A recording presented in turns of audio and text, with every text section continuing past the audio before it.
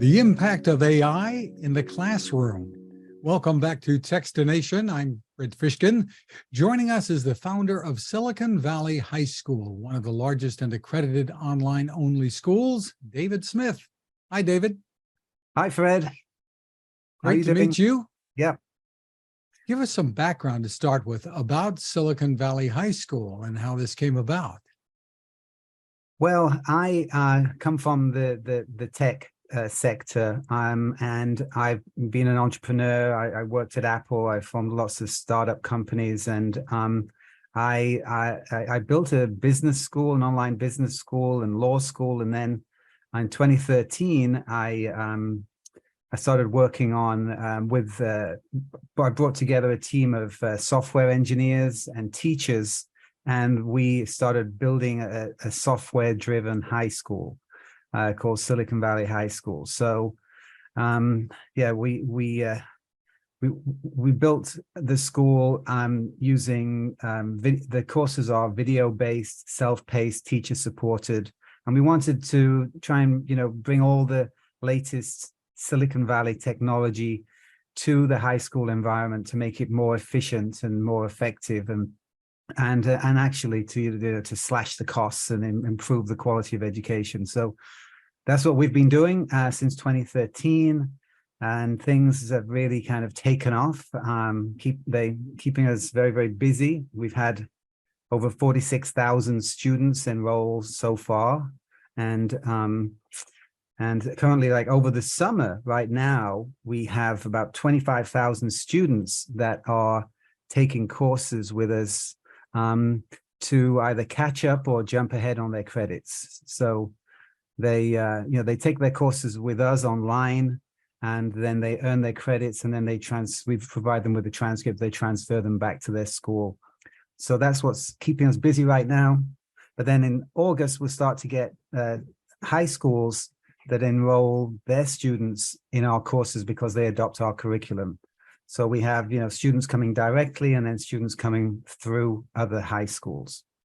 Yeah, that's an interesting concept. So students, and I'm sure you saw quite a bit during COVID too, but yeah, the students are able to go to Silicon Valley High School, period, and take all of their courses through the school if they choose to.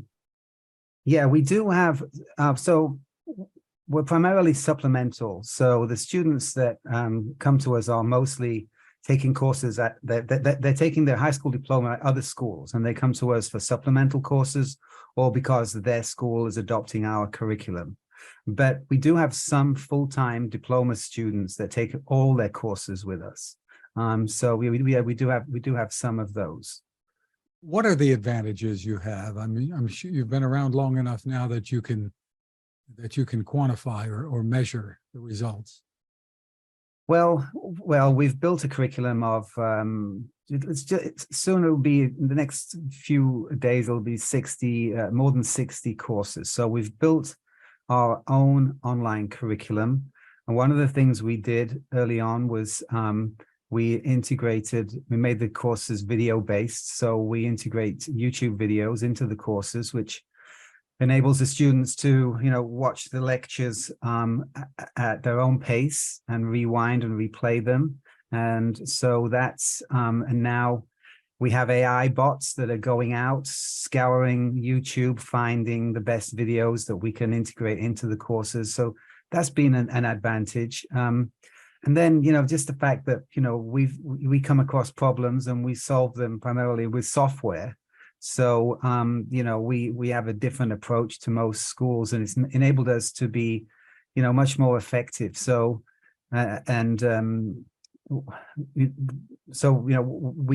we're able to offer full courses at a fraction of the cost of what people have been able to do and traditional schools have been able to do in the past. And the costs are paid primarily by school systems or parents? Tell me about it. It depends on the students that are these 25,000 or so students are taking courses right now. Over the summer, because the students are kind of out of school, their regular school, those are paid by the parents. It's $125 for a course, and they pay it with their credit card. Then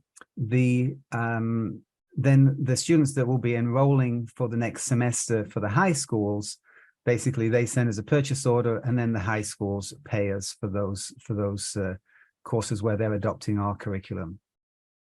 Are there programs that enable kids who ordinarily might not be able to afford to take these courses to be able to enroll? Yeah, we work with schools, and we often provide free scholarships to students if they when they need it. But generally, $125 it makes it affordable for most students. We're really democratizing education, and I think that's the big opportunity right now with AI and the whole new wave of educational tools that are available. It enables us to bring quality education to students, wherever the internet can reach, and reach students that typically couldn't afford, say, a private school and things like that, but we can provide them with high quality education wherever they are. So that's the real opportunity, and that's really what kinds of drives us and what we're really interested in. When we set out, we thought, let's see if we can use software to offer courses that typically might be $700, see if we can offer them at $50. And we tried that, and then we found that, because we're paying the teachers, we just couldn't afford to do that. So we eventually reached the price of $125, and that seems to be a sweet spot. But we are, I think the opportunity here with the new wave of technology and AI capabilities is going to be to democratize education and bring it out to students all over the world that otherwise wouldn't be able to access it or afford it. So how are you using AI? And we'll talk about some of the ways students might be using AI. Yeah. Well, yeah, it's really transformative. It's the changes and the AI capabilities that we've discovered and we've been working with since the end of last year are really amazing. Well, firstly, we're providing AI tutors. So, the tutor will help the student with the subject matter of the course. It's like having 24/7 office hours. But because the students are taking our curriculum using our learning management system, we know who they are, we know their grade book, we know the courses they're taking and the syllabus. So we can really personalize and customize the tutoring. So that's just one thing. That's pretty straightforward. For the teachers, and AI is very, very helpful in acting as a grading assistant. So the AI, obviously we get thousands of assignments submitted on almost a daily basis. The AI can read through the assignments, check against the rubric, and provide a recommended grade and recommended feedback to the student that helps the teacher with their grading. And we found that the AI grading has been very accurate and really remarkable. We have customer service assistants answering questions for students. If the student has an issue, the customer service assistants, that's all done with AI now. Then we have AI-based activities. So the student can chat with the AI. They can have a debate with the AI about a topic from the course. They can chat with historical figures. We have an AI figure I was just testing that you can chat with George Washington about the Revolutionary War and what his perspectives were on that. Then we have assessment chats with AI, where after the students completed a section of a course, the AI will chat with the student and basically determine how much the student has mastered the materials in the course, and then assign a recommended grade that the teacher can view and the teacher can see and potentially accept as the grade for the student for that particular section. There's more. What we've done is we've built our own kind of text editor where the students write their essays, and the AI is embedded in the text editor, and it works with the student to help them write. So it will ask them for, say if they're writing an essay, ask them for the thesis statement, ask them for their outline, ask them for different sections, and then gradually works with the student to write the essay. And when they write a section of the essay, paragraph, it will check and come back to them and give them feedback if that's an improvement or if there's typos and all those types of things. And then a couple of other things. Because we're doing that, obviously we'll talk about this, I'm sure, academic integrity. Because the AI is working with the student to actually construct the essay, we have a good feel for what the student's doing, and we can train. We're training our own AI models to look at patterns and determine whether the student is cheating or not cheating. And so those are some of the things that we're doing with AI. One very large area of AI, the last one here, is it's really useful in helping us actually develop curriculum. When you're developing the curriculum, we have to review thousands of videos to find the best videos and materials. We have to then map the curriculum to the standards, Common Core, national standards, the state standards.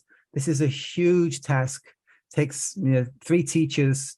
Typically, it could take them a year to build a course. Well, the AI has been very, very helpful in that area as well. So these are all the areas that we're working in with AI, and we're going to be rolling out these features over this upcoming 2023-24 school year. Do you envision a time when you actually have teachers who are AI teachers? Well, yes, the AI is taking a lot of the teaching burden off the teachers. I think the key here is that, there's a teacher shortage. Teachers don't, the teaching is not been much fun for a few years now, and the teachers are burdened with grading and all sorts of things that AI can actually help them with. So our view is not that we're replacing teachers. Teachers are very, very valuable, and teachers actually, they want to teach. They want to be able to work one-on-one with students, and the AI and the next generation curriculum can really help the teachers free up their time so that they can then go in and work one-on-one with students. So we're going to give the teachers, with AI's helping us with this as well, some creative lesson plans. So when they get the students in the classroom, the teacher can then work with the students. The students learn that they go home, they watch the videos, they do their assignments, things like that. They come into the classroom, the teacher can have creative activities that involve the class. They could involve the Socratic method of debate, but the teachers can then use that classroom time much more effectively, and they can focus in. We give the teachers, as we give all the students, and everyone has their own kind of progress dashboard. So the teachers can see on the progress dashboard where the students are, how far they've developed, which ones may be falling behind. And then in the classroom, they can actually go in and work with those students one-on-one. So we see the teachers as being a very important part of this moving forward. And I think this can help, solve the teacher shortage problem by making teaching more effective and attracting more teachers back into the profession. By doing more of the tedious work for the Exactly. teachers? Is that what you're... Right, exactly. What about the students in here? What is the feedback you're getting from them when it comes to working so often with the AI and more or less helpers? The students, it's funny, students just take to these things naturally. You know, these things might be new to us, but their students just adopt them very naturally and quickly. So the students are just adapt to it. We don't we haven't had, you know, students complaining about that the AI is not helping them. But yeah, so but it is amazing. Students in a year's time, 2 years time, they'll just think that you know, AI based supported education is the norm. So who can take advantage of this? Are you strictly working with high school students, or can Yeah. adults enroll? Or tell me how Well, this works. yeah, our courses are open to anyone. Anyone can enroll. By far, virtually everyone that enrolls, though, is looking for a high school credits. So they're mostly students that are wanting to earn credits, either to jump ahead or catch up. There are, but the other thing that we're working on, another development area. So we have our own online curriculum of courses. We're now making that available to other schools under a model where it looks and feels like it's the school's own website. So it's a private label online curriculum. So this is how we're going to be delivering all these capabilities to students who are attending other schools. So the schools can adopt our curriculum. It looks and feels like it's the school's own curriculum. And then we're also providing them with their own mobile apps. So the schools they'll get their own learning management system. So they get the dashboards, so they can track the progress of their teachers and their students. But then they also, students and teachers will get their own mobile apps to access this. They can access this from a web browser, or they can access it through the mobile app. So these are things that we're also rolling out. So these are channels for us to reach students that are enrolled in other schools. And the economics of all of this, I assume, makes sense for the various school systems. Yes, it's the software is very, you know, when you're running software, it's very cost effective. So we can reduce. We actually have a section on our website where we show schools how they can save money with this approach. So it's very cost effective. These AI tools are not the leader of the CEO of OpenAI says that the price tends towards zero. So, you know, using AI is not expensive, and so it's going to be. This is really going to help schools to reduce their budgets. Any issues that you've run into or know of in these various school systems with teachers' unions being opposed to this or for it, or et cetera? We haven't got there yet. We haven't rolled these out yet. So I'm sure teachers' unions are going to have an opinion. It's you know, it's progress. There will be people that don't you know, Fred, I've been doing this since I left. Since I started my own software company in 1982, so I've been doing this a long time, and I've seen it. I've seen software impact different industries and change them, and then, you know, over time. And we always have the same kind of pattern. At the beginning, there are always people that are resistant, and then over time, after a while, you know, it just becomes the norm. So we will experience that. The education market is particularly large, particularly traditional, but it is ripe. There will be some massive changes in the education market in the next few years, resulting from these new technologies, and the teacher shortage and the budget shortages and all those things, and I'm sure that the unions will have their own opinions and their own things to say about it, but we haven't really heard anything about that yet. And another issue that may arise, or maybe already has arisen, are the differences around the country in different states. What is acceptable to teach and what isn't? I don't know how you grapple with the issues we're seeing there around the country. Yeah, it's interesting. The US is education is state law. It's not federal law. So every state has its own state education department, and they operate differently. They can have totally different rules, regulations, standards, and so on. Obviously, many states have aligned behind the Common Core standards for math and English, but working with the states is a little bit of a minefield. There's so many different rules and regulations that you have to comply with. That's why we're offering them online curriculum is much easier. They can adopt a curriculum much easier than approving a course.